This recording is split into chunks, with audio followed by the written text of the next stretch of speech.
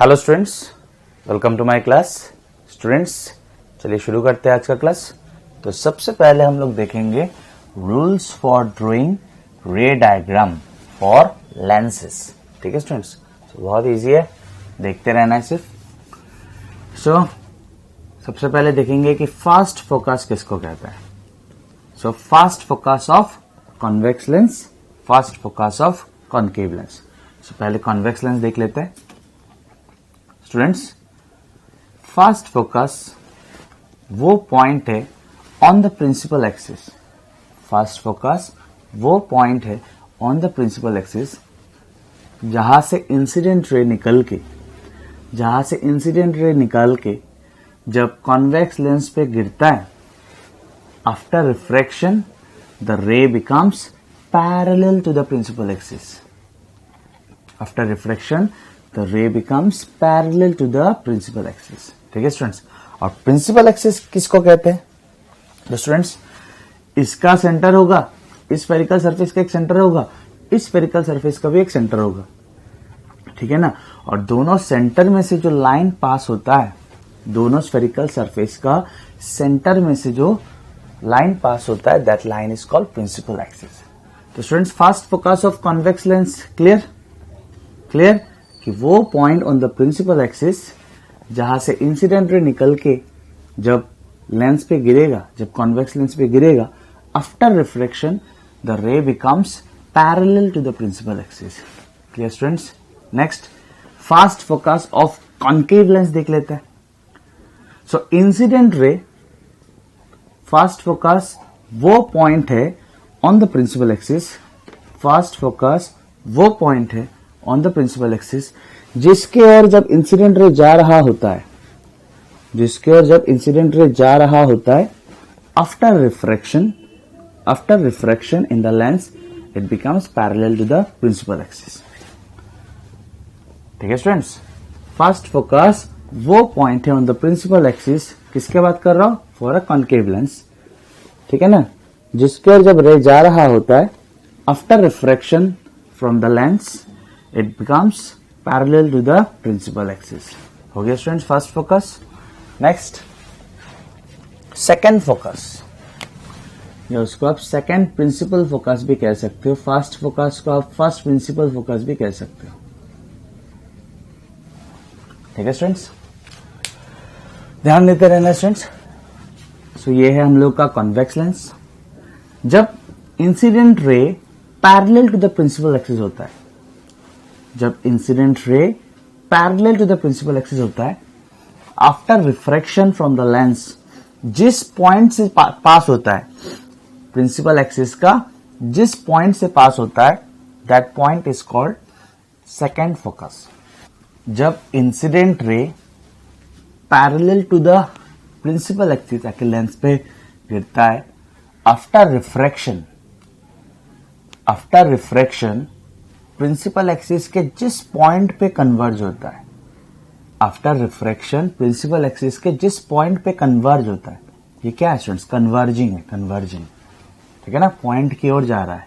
अगर पॉइंट से निकलता है तो डाइवर्जिंग होता है। समझ में आ रहा है कि नहीं? जिस पॉइंट की ओर कन्वर्ज होता है, that point is called second focus और second principal focus. Next, concave lens के लिए देख लेते हैं। जब इंसिडेंट रे प्रिंसिपल एक्सिस के पैरेलली आता है, और obviously it is concave lens, ये कन्वर्ज कर देगा। तो जिस पॉइंट से कन्वर्ज होते हुए दिख रहा है, प्रिंसिपल एक्सिस का जिस पॉइंट से कन्वर्ज होते हुए दिख रहा है, that point is called second principal focus और सिंपली सेकेंड फोकस, या फोकल पॉइंट भी कहा जाता है। फोकस को फोकल पॉइंट भी कहा जाता है। Next, it is optical centre. इसके बारे में हम लोगों ने पहले से ही थोड़ा बात किया हुआ है स्टूडेंट्स। ऑप्टिकल सेंटर वो पॉइंट है जिसमें से इंसिडेंट रे अगर जाता है तो वो बैंड नहीं होता है। ठीक है ना, ऑप्टिकल सेंटर वो पॉइंट है जिसमें से अगर इंसिडेंट रे पास होता है, ठीक है ना, optical centre is that point on the, किसमें होगा students? Yes, principal axis. Optical center is that point on the principal axis जिसमें से रे पास होने से रे का पाथ चेंज नहीं होता या रे बैंड नहीं होता। ठीक है स्टूडेंट्स, एक बात आपको ध्यान में रखना है कि हम लोगों ने जितना भी बात किया सब थिन लेंसेस के लिए बात किया। किसके लिए? Thin lenses.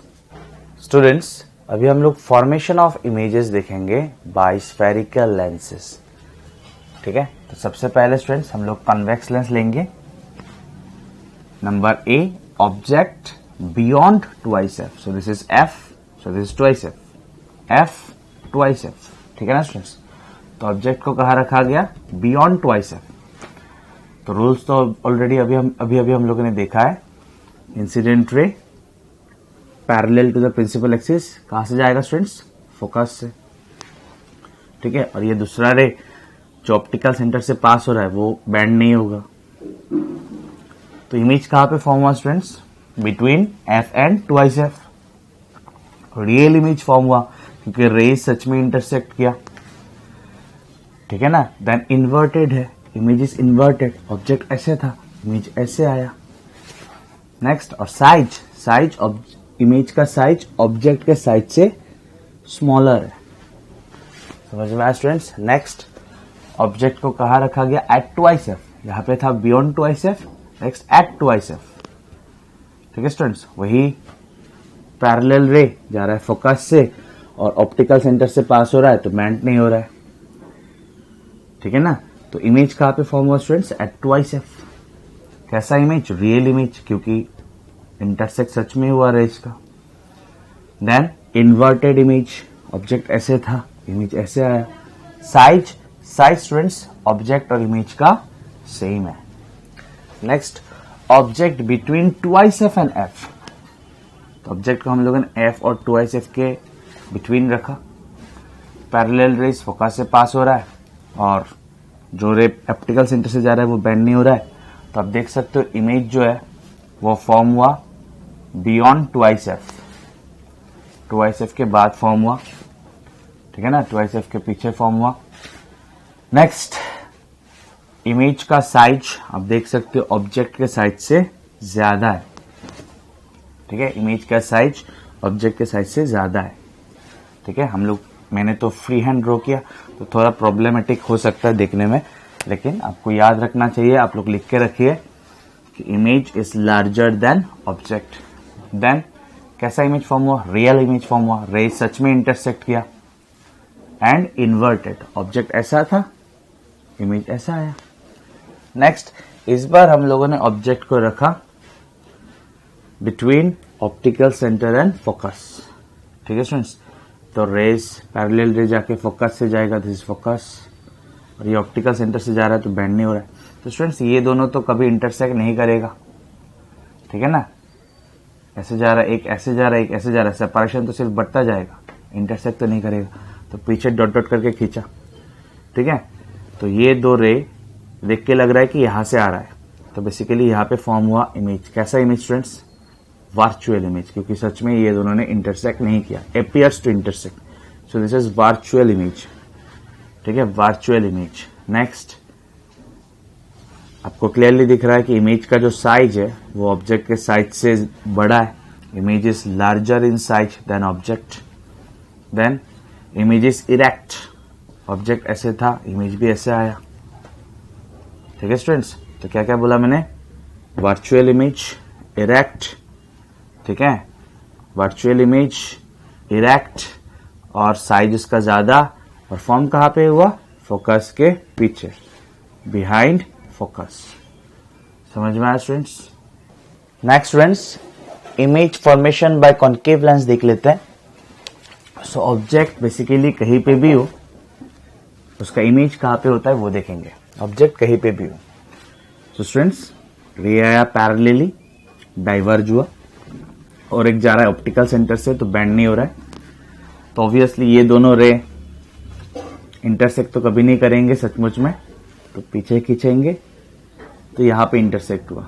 सो यहाँ पे फॉर्म हुआ बेसिकली इस ऑब्जेक्ट का वर्चुअल इमेज। कैसा इमेज? Virtual image. वैसे आपको इमेज दिख रहा है कि ये इरेक्ट है, ठीक है, साइज में ऑब्जेक्ट से छोटा है, ठीक है, और ऑब्जेक्ट के सामने in front of object image form हुआ। ठीक है स्टूडेंट्स, अभी हम लोग देखेंगे linear magnification of a lens. Students, linear magnification of a lens, जिसको हम लोग डिनोट करते हैं m से, it is equals to size of image by size of object. Size of image by size of object, ठीक है, size of image by size of object, या height of image by height of object. एक चीज आपको याद रखना पड़ेगा कि जब भी हम लोग हाइट ऑफ इमेज या हाइट ऑफ ऑब्जेक्ट बिठाएंगे तो विथ साइन बिठाएंगे, मतलब साइन कन्वेंशन को यूज करके बिठाएंगे। ठीक है ना स्टूडेंट्स। सो साइन कन्वेंशन क्या होता है कि अगर एक्सिस के अपवर्ड डायरेक्शन को आप पॉजिटिव लोगे, मतलब एक्सिस के अपवर्ड डायरेक्शन को आपको पॉजिटिव ही लेना पड़ेगा, और एक्सिस के डाउनवर्ड डायरेक्शन को आपको लेना है नेगेटिव। मेजरमेंट कहां से शुरू होगा? एक्सिस से। एक्सिस से आप अपवर्ड जाएंगे पॉजिटिव, एक्सिस से आप डाउनवर्ड जाओगे तो नेगेटिव। ठीक है स्टूडेंट्स। नेक्स्ट, मैग्निफिकेशन आपको ये आइडिया देगा कि इमेज का साइज ऑब्जेक्ट के साइज से कितना गुना है। ठीक है, फॉर एग्जाम्पल मैग्निफिकेशन आया, मान लेते हैं 2, that means size of image is 2 times that of size of object. ठीक है, मान लीजिए मैग्निफिकेशन आया half, that means size of image is half of size of object. तो इससे ये समझ में आता है कि इमेज ऑब्जेक्ट से कितना बड़ा है या कितना छोटा है। समझ में आया स्टूडेंट्स। नेक्स्ट देखते हैं। सो मैग्निफिकेशन को students in terms of object distance या इमेज डिस्टेंस भी लिखा जा सकता है। In terms of object distance and image distance भी लिखा जा सकता है, तो वही देखेंगे अभी। सो स्टूडेंट्स, ये है lens, this is your object A B, जिसका इमेज फॉर्म हुआ ए डैश बी डैश। बाकी आपको रे डायग्राम पता है कि पैरेलल रे जाने से फोकस से पास होता है और ऑप्टिकल सेंटर से जाने से बैंड नहीं होता है। ठीक है, सो ये ऑब्जेक्ट और ये ऑब्जेक्ट का हाइट, ये ऑब्जेक्ट का साइज, और ये है इमेज, ये है इमेज का साइज। ठीक है स्टूडेंट्स। नेक्स्ट, ये अगर ट्राइंगल देखोगे स्टूडेंट्स आप ए बी ओ या ए ओ बी, और ये वाला देखोगे ए डैश ओ बी डैश, तो ये एंगल तो इक्वल है, वर्टिकली ऑपोजिट एंगल। देन ये एंगल भी इक्वल है, ये एंगल और ये एंगल परपेंडिकुलर। ठीक है, सो ये दोनों एंगल इक्वल, ये दोनों इक्वल, तो बाकी थर्ड एंगल तो इक्वल होगा ही, ये वाला और ये वाला। That means students, triangle A O B is similar to triangle A dash O B dash. ठीक है ना, ठीक है, समझ में आया ना स्टूडेंट्स। अगर ट्राइंगल से अगर सिमिलर है तो साइड्स तो प्रोपोर्शनल होगा, साइड्स तो प्रोपोर्शनल होगा, है कि नहीं। Means A dash B dash, कौन सा ट्राइंगल समझ में आ रहा है ना, A O B, A dash O B dash.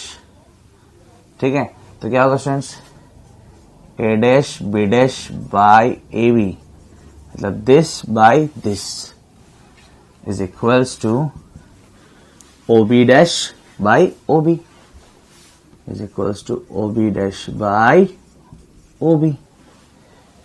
कोई प्रॉब्लम स्टूडेंट्स? कोई प्रॉब्लम? नो, ध्यान देते रहिए।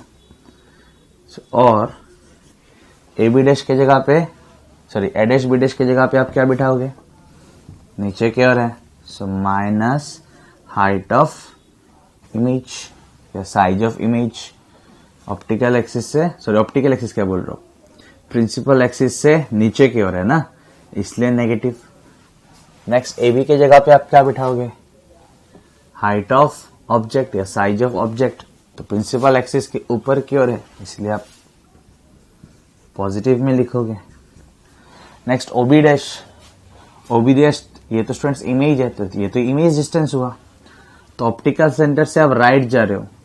ठीक है, ऑप्टिकल सेंटर से आप राइट जा रहे हो, ओ बी डैश मेजर करने के लिए ऑप्टिकल सेंटर से आप राइट जा रहे हो, और इंसिडेंट रे भी टुवर्ड्स राइट है, तो क्या होगा students? Positive. Positive image distance क्या लिखेंगे आप? v। ठीक है, कोई प्रॉब्लम? नो। नेक्स्ट, OB, तो ऑप्टिकल सेंटर से आप लेफ्ट की ओर जा रहे हो और इंसिडेंट रहे टुवर्ड्स राइट, तो उल्टा हुआ, ये तो माइनस यू होगा, ये तो ऑब्जेक्ट है, तो ये डिस्टेंस क्या होगा? Object distance. कोई problem students? No. So implies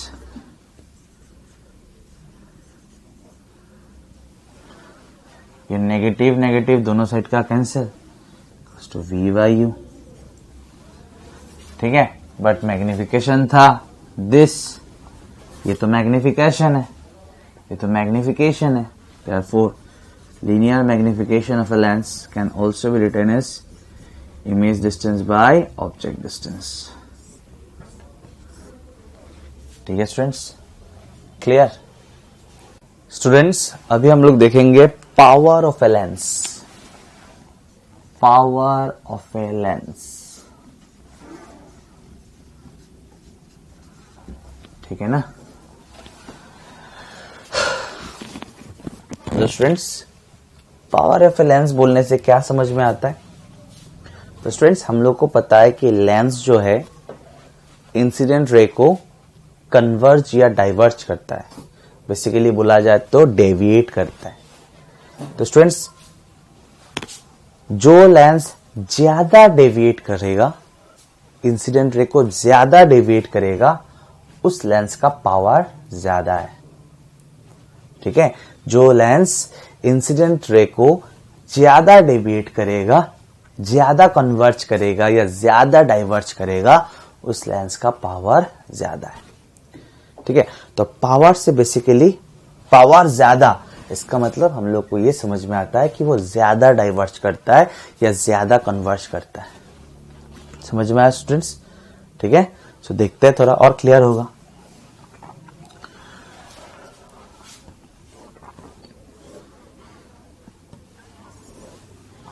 तो मान लेते एक पैरेलल रे आ रहा है,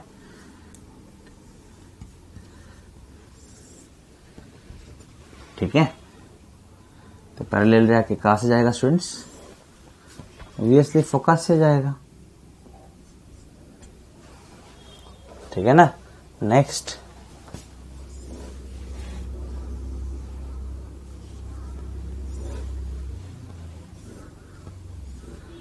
फिर से और एक पैरेलल ले लेते हैं।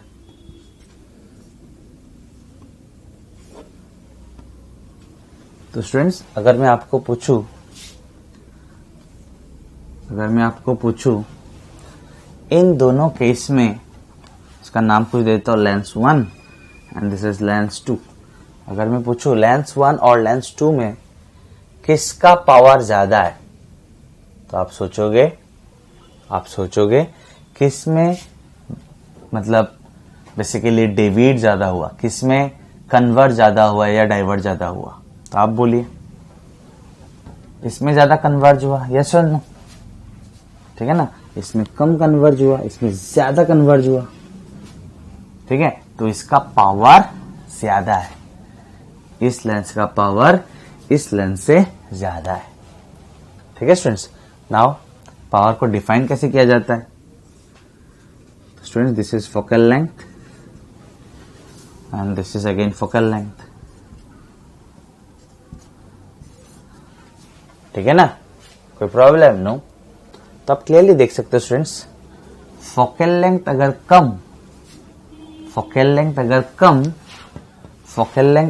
कम, जैसे कि इसमें फोकल लेंथ कम है, इसका मतलब क्या होता है कि इसमें कन्वर्ज ज्यादा हुआ, पावर ज्यादा है।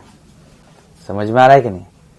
समझ में आया? तो फोकल लेंथ कम मतलब कन्वर्ज ज्यादा हुआ, या डाइवर्ज भी हो सकता है अगर कनकेव लेंस लूंगा तो फोकल लेंथ कम मतलब कन्वर्ज ज्यादा हुआ या डाइवर्ज ज्यादा हुआ, इसका मतलब पावर ज्यादा है। समझ में आया स्टूडेंट्स? इसीलिए पावर को ऐसे डिफाइन किया गया कि it is reciprocal of focal length. This reciprocal of focal length. समझ में आया स्टूडेंट्स? आया? फोकल लेंथ कम, जैसे कि आप क्लियरली देख सकते हो कि इसका फोकल लेंथ कम है, और अगर आपको ऐसे में पूछूं कि इसका पावर ज्यादा है, तो आप बोलोगे इसका ही पावर ज्यादा है क्योंकि इसमें बेंडिंग ज्यादा हुआ। समझ में आ रहा है कि नहीं स्टूडेंट्स? आया? इसमें कन्वर्ज ज्यादा हुआ इंसिडेंट रे का। तो स्टूडेंट्स पावर ज्यादा मतलब फोकल लेंथ कम। समझ में आ रहा है स्टूडेंट्स? आया? इसलिए इसको ऐसे डिफाइन किया गया। आप क्लियरली देख सकते हो कि power is inversely proportional to focal length. Focal length कम तो पावर ज्यादा, फोकल लेंथ ज्यादा तो पावर कम। So power is defined as 1 by focal length. And ऐसा यूनिट ऑफ पावर क्या students? Dioptre. SI unit of power is dioptre, ठीक है, जिसको हम लोग डिनोट करते हैं कैपिटल D से, ठीक है ना स्टूडेंट्स, ठीक है। Now we know that students convex lens का फोकल लेंथ पॉजिटिव होता है, ठीक है ना, एंड कनकेव लेंस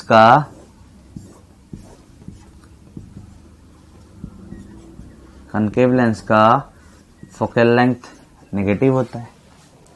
इसका मतलब कन्वेक्स लेंस का अगर फोकल लेंथ पॉजिटिव है तो पावर भी क्या होगा स्टूडेंट्स, पॉजिटिव। समझ में आ रहा है? एंड कॉन्केव लेंस का अगर फोकल लेंथ नेगेटिव है तो पावर भी क्या होगा, नेगेटिव, ठीक है ना स्टूडेंट्स, ठीक है। तो कॉन्केव लेंस का पावर कैसा होगा, नेगेटिव, एंड कॉन्वेक्स लेंस का पावर कैसा होगा, positive. Clear students? Now students हम लोग को लेंस मेकर फॉर्मूला पता है, क्या था lens maker formula, 1 / focal length of a lens equals to refractive index of the lens by refractive index of the medium जिसमें लेंस को रखा गया -1, then 1/r1, r1 उस सरफेस का रेडियस है जिसमें इंसिडेंट रे जाके सबसे पहले स्ट्राइक करता है, -1/r2 दूसरा स्फेरिकल सरफेस का रेडियस या दूसरा सरफेस का रेडियस, ठीक है स्टूडेंट्स। बट अभी अभी हम लोगों ने पढ़ा कि 1 फोकल लेंथ और reciprocal of focal length is power, ठीक है ना, तो इसका मतलब हम लोग इसको भी याद रखेंगे। This is focal length of the lens, कुछ नहीं बोलते हैं तो ऑब्वियसली इन एयर, तो ये हो गया power of the lens in air.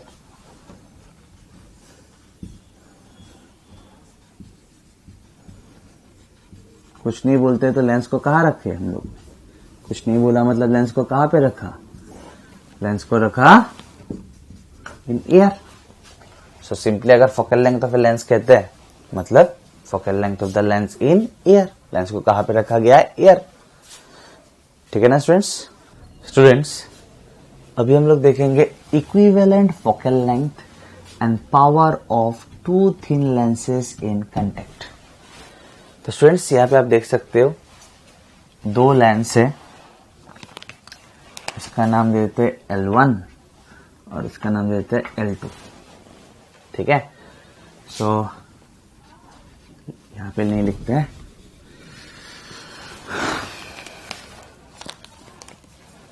यहाँ पे लिखते हैं, ठीक है।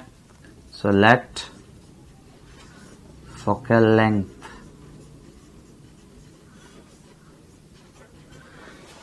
Of lens L1 be f1, ठीक है, and focal length of lens L2 be f2, ठीक है। इस लेंस का फोकल लेंथ हम लोगों ने मान लिया f1 और इस लेंस का फोकल लेंथ हम लोगों ने मान लिया f2, ठीक है स्टूडेंट्स।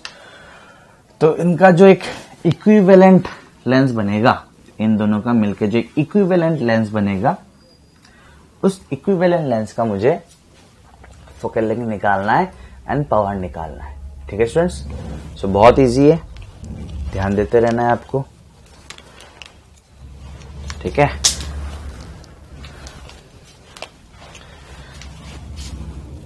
सो ये है ऑब्जेक्ट, ठीक है, यहां से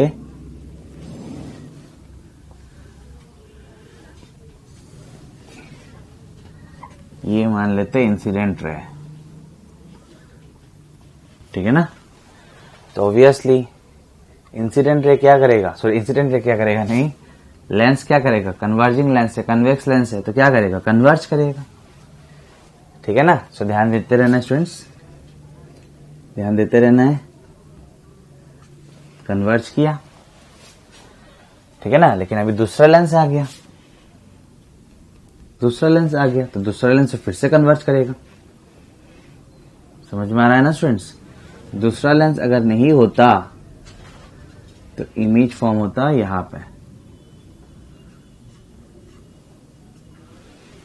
समझ में आया स्टूडेंट्स? ठीक है ना? सो ये है ऑब्जेक्ट, ये गया इंसिडेंट रे, इस लेंस ने कन्वर्ज किया, ठीक है, कन्वर्ज किया, लेकिन यहाँ पे दूसरा लेंस आ चुका है तो ये तो फिर से कन्वर्ज करेगा। तो अगर ये लेंस नहीं होता, अगर ये लेंस नहीं होता तो इमेज कहां पे फॉर्म होता? यहां पे। ठीक है ना? That means for lens L1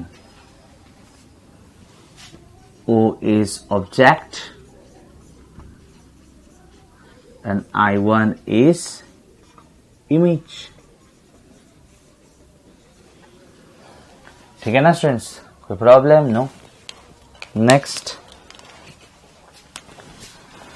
ध्यान देते रहना स्टूडेंट्स। तो ये मान लेते हैं इस लेंस का ऑप्टिकल सेंटर, इसका नाम क्या दे? C1 दे देते।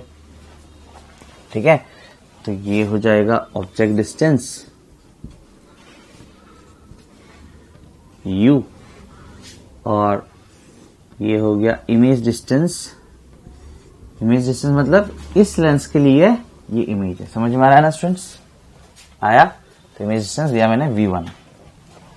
अभी आपको लेंस फॉर्मूला तो आता है स्टूडेंट्स। क्या था lens formula? 1/v minus 1/u equals to 1/f। तो इसके लिए जो इमेज है वो तो ये है, इमेज डिस्टेंस क्या है? V1। तो 1/v के जगह पे आएगा V1 minus 1/u। u is object distance, तो ऑब्जेक्ट तो O है, तो ऑब्जेक्ट डिस्टेंस u ही है, तो u के जगह पे बैठेगा u इक्वल्स टू 1/f। तो पहला लेंस का फोकल लेंथ तो हम लोगों ने f1 माना, तो हुआ 1/f1। Let this be equation number 1। ये हम लोगों ने लेंस फॉर्मूला लिखा फॉर लेंस L1, पहला लेंस के लिए। This is object and this is image. कोई प्रॉब्लम स्टूडेंट्स यहां तक? नो। नेक्स्ट ध्यान देते रहना है स्टूडेंट्स, ध्यान देते रहना है। इस रे को इस लेंस को अगर आप देखोगे, इस लेंस को अगर आप देखोगे तो यह है इंसिडेंट रे। इस लेंस को अगर आप देखोगे, प्लीज थोड़ा ध्यान देना है students. For lens L2 this is the incident ray. तो इंसिडेंट रे कहा जा रहा है? बिफोर रिफ्रैक्शन या before converging, before getting converge कहा जा रहा है I1। तो ये क्या हुआ? इस लेंस का क्या हुआ स्टूडेंट्स? आपको याद होगा मैंने वर्चुअल ऑब्जेक्ट पढ़ाया, ठीक है ना? वर्चुअल ऑब्जेक्ट पढ़ाया, तो ये इंसिडेंट रे है ना। इंसिडेंट रे कहां पे जाके पहुंच रहा है? यहां पे। सो I1 यहां पे लिखता हूं, फॉर लेंस, यहां पे लिख लेता हूं, for lens L2 I1 is the object. कैसा object? Virtual object. Last time इस लेंस के लिए स्टूडेंट्स ये इंसिडेंट रे है, और इंसिडेंट रे कहां पे जाके पहुंच रहा है? I1। ठीक है ना? सो this is virtual object for lens L2। ठीक है, नेक्स्ट कन्वर्ज होके फाइनली इस ओर गया, तो यहां पे फॉर्म हुआ फाइनल इमेज। ठीक है, या बोल सकते हो कॉम्बिनेशन का इमेज। ठीक है ना स्टूडेंट्स? अगर लेंस L2 को देखे तो ये है ऑब्जेक्ट। कैसा ऑब्जेक्ट? वर्चुअल ऑब्जेक्ट, और ये है इमेज।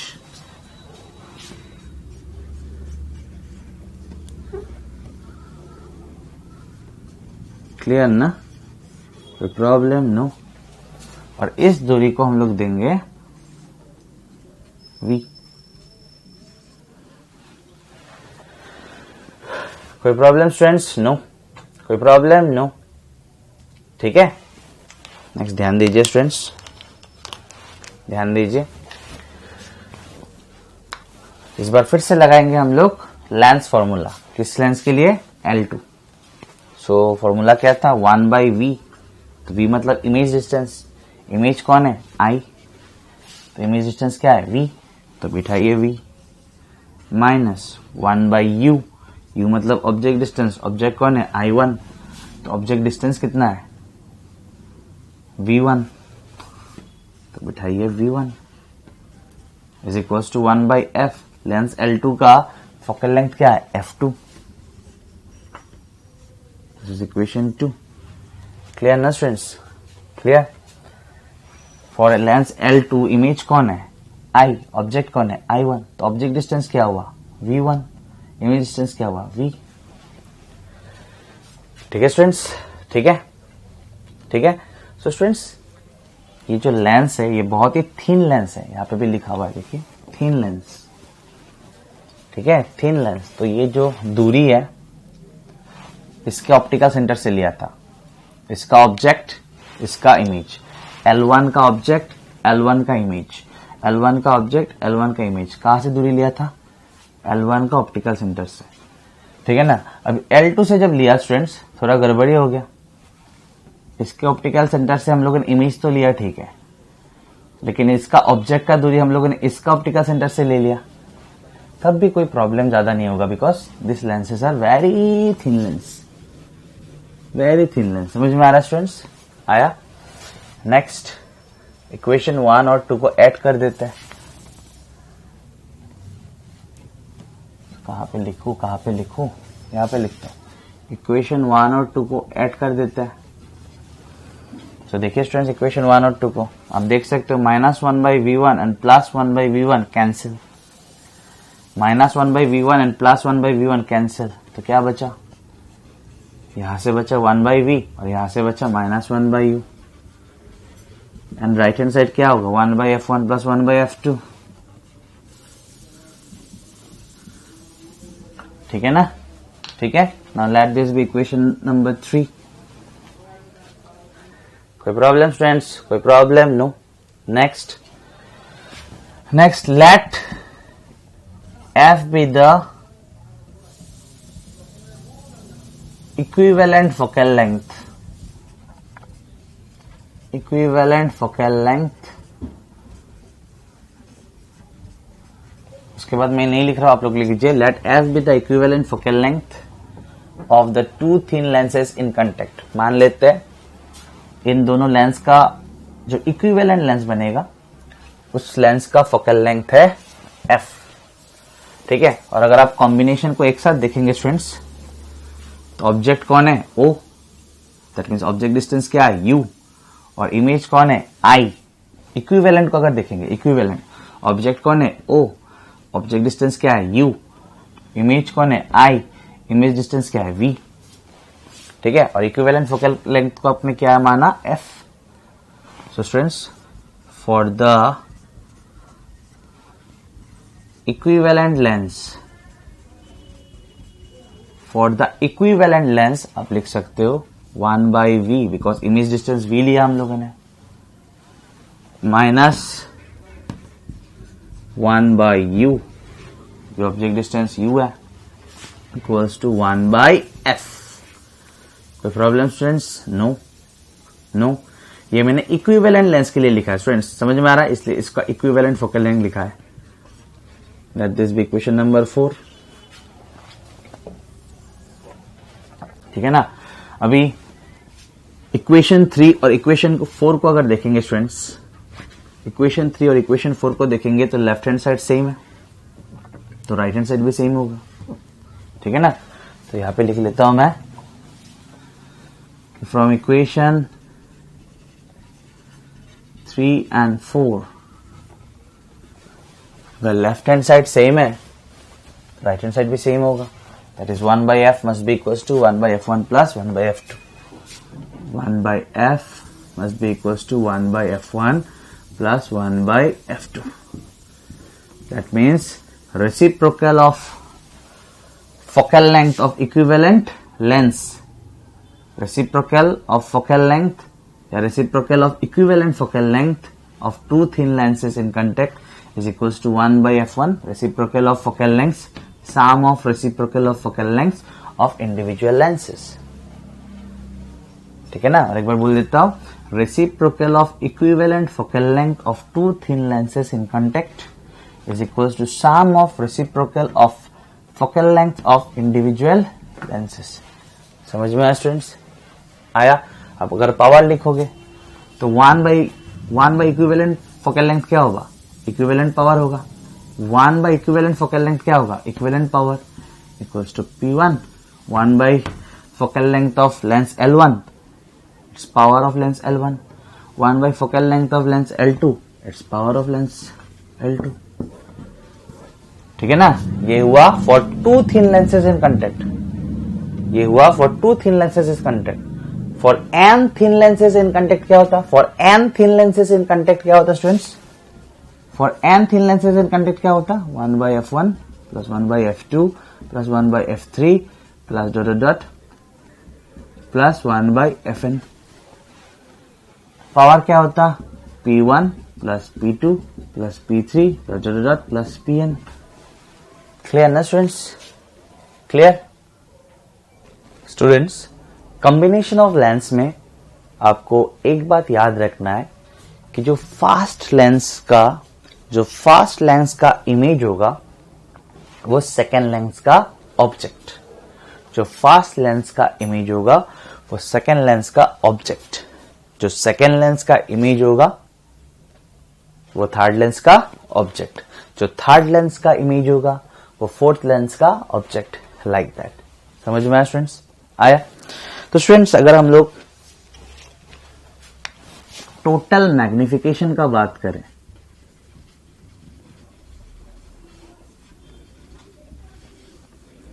अगर हम लोग टोटल मैग्निफिकेशन का बात करें ऑफ कॉम्बिनेशन ऑफ लेंसेस,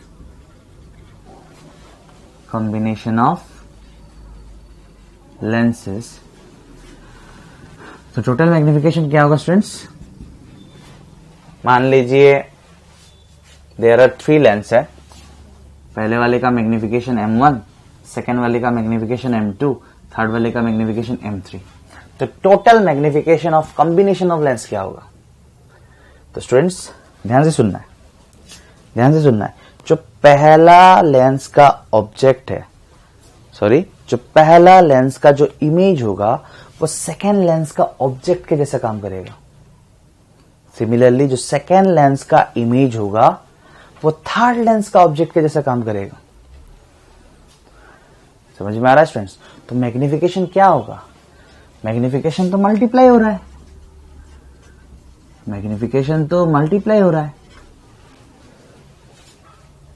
समझ में आ रहा है? मान लीजिए पहला लेंस का मैग्निफिकेशन है 2, नेक्स्ट लेंस का मैग्निफिकेशन है 3, ठीक है? तो इसने ऑब्जेक्ट को 2 टाइम्स किया, ऑब्जेक्ट के साइज को 2 टाइम्स किया, ठीक है? तो 2 टाइम्स करने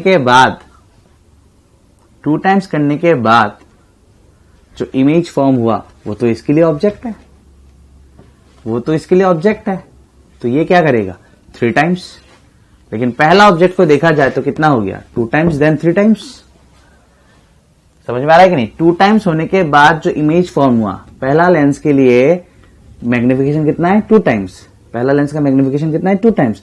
तो 2 टाइम्स करने के बाद जो इमेज फॉर्म हुआ उसको वो 3 टाइम्स करेगा, क्योंकि उसके लिए तो वो ऑब्जेक्ट है। पहला लेंस का इमेज, सेकेंड लेंस का ऑब्जेक्ट, उसको वो 3 टाइम्स करेगा क्योंकि उसका मैग्निफिकेशन 3 टाइम्स है। तो इनिशियल जो ऑब्जेक्ट था, जो इसका ऑब्जेक्ट था, इसका कितना टाइम्स हो गया मैग्निफिकेशन? 2 times then 3 times. समझ में आ रहा है स्टूडेंट्स? आया? So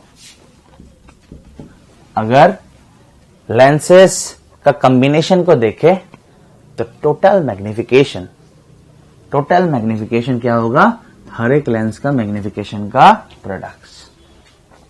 clear students?